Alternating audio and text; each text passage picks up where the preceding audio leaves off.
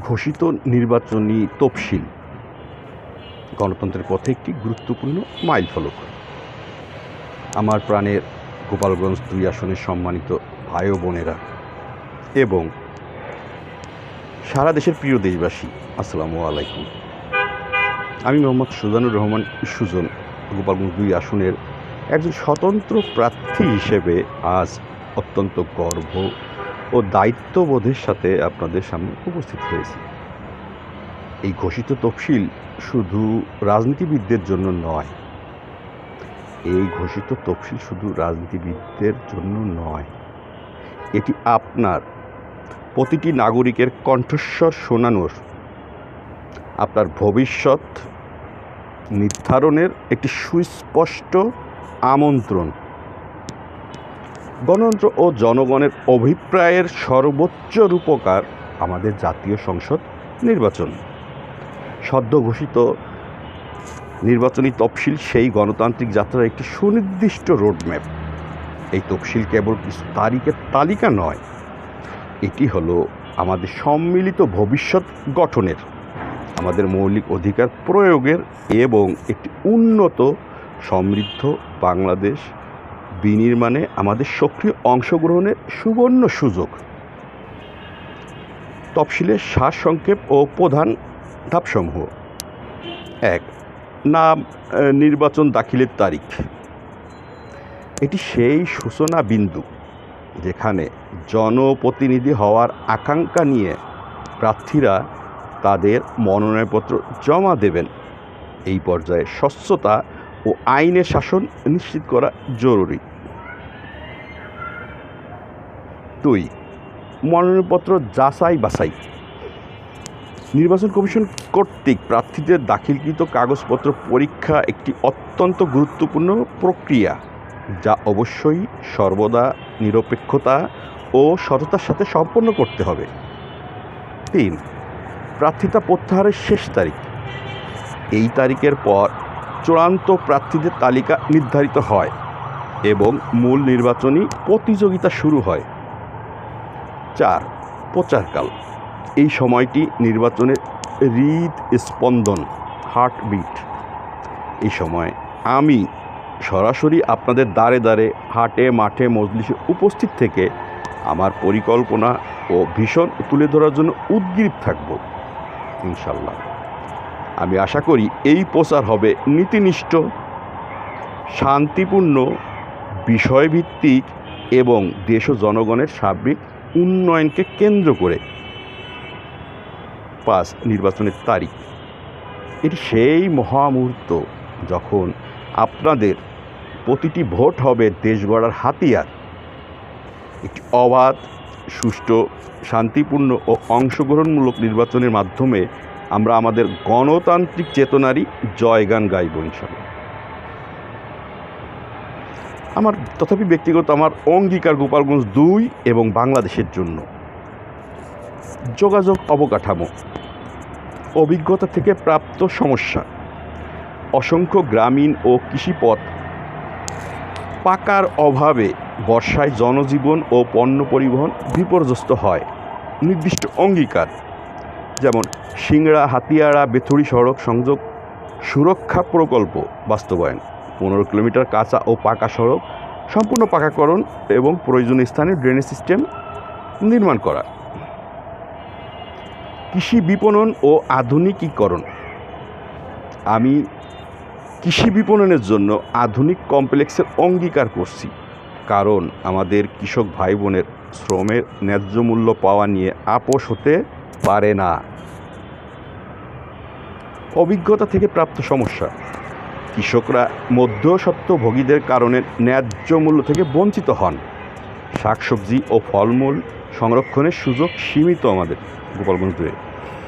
নির্দিষ্ট অঙ্গীকার: কাশিয়ানী আধুনিক কৃষি বিপণন ও হিমাগার কমপ্লেক্স স্থাপন। এটি হবে একটি কেন্দ্রীয় হাট যেখানে কৃষক সরাসরি পাইকারি ক্রেতাদের কাছে পণ্য বিক্রি করতে পারবেন এবং একটি ৫০০ মেট্রিক টন ধারণ ক্ষমতা কোল্ড স্টোরেজ থাকবে সেখানে। ৩. যুব ও দক্ষতা উন্নয়ন। অভিজ্ঞতা থেকে প্রাপ্ত সমস্যা, স্থানীয় যুবক যুবতীর জন্য মানসম্মত কারিগরি ও বৃত্তিমূলক প্রশিক্ষণের সুযোগের অভাব রয়েছে।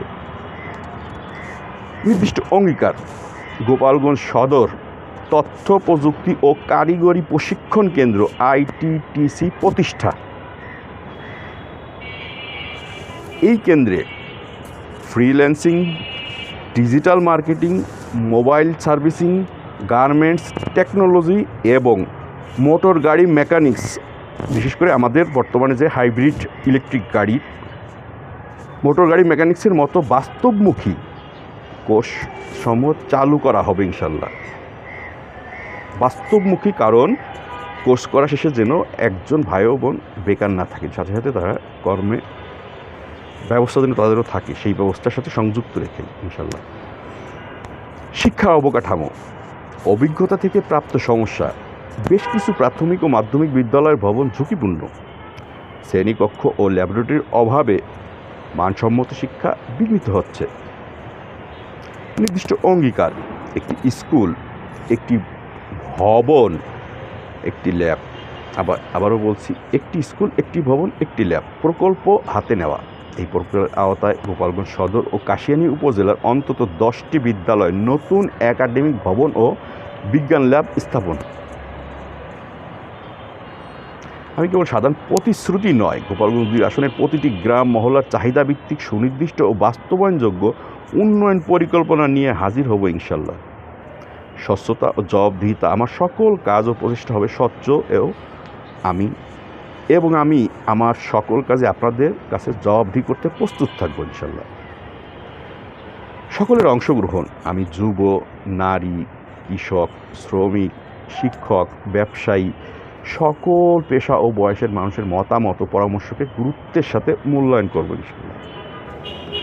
একটি সুশাসিত, উন্নত গোপালগঞ্জ ও বাংলাদেশ, আমার চূড়ান্ত লক্ষ্য হলো একটি অসাম্প্রদায়িক, প্রগতিশীল, ডিজিটাল ও সমৃদ্ধ বাংলাদেশ গড়া, যার কেন্দ্রে থাকবে গোপালগঞ্জ 2 আসনের মানুষের সম্মান ও সমৃদ্ধি।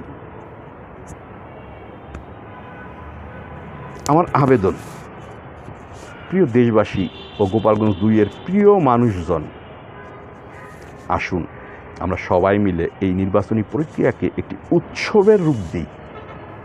আসুন আমরা বিষয়ভিত্তিক আলোচনা, শিষ্টাচার ও গণতান্ত্রিক মূল্যবোধকে প্রাধান্য দিই।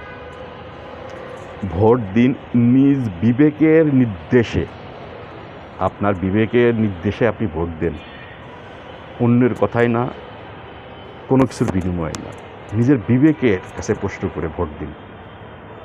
প্রিয় মাতৃভূমির উন্নয়ন, উন্নতি ও ভবিষ্যৎ প্রজন্মের ভাগ্য নির্মাণের জন্য, প্রিয় মাতৃভূমির উন্নয়ন ও ভবিষ্যৎ ও প্রজন্মের ভাগ্য নির্মাণের জন্য আপনার একটিমাত্র ভোটই পারে গোপালগঞ্জ 2 এর চেহারা বদলে দিতে। আপনার একটিমাত্র ভোটই পারে বাংলাদেশের গতিপথ নির্ধারণ করতে।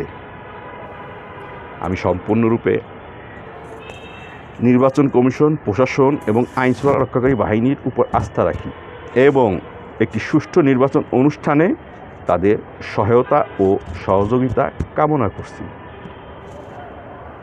আসুন আমরা সবাই মিলে এই নির্বাচনী প্রক্রিয়াকে একটি উৎসবের রূপ দিই। গোপালগঞ্জ 2 এ একটি নতুন দিনের সূচনা হোক। আসুন সুনির্দিষ্ট অঙ্গীকারে স্বচ্ছ কাজে একসাথে এগিয়ে যাই।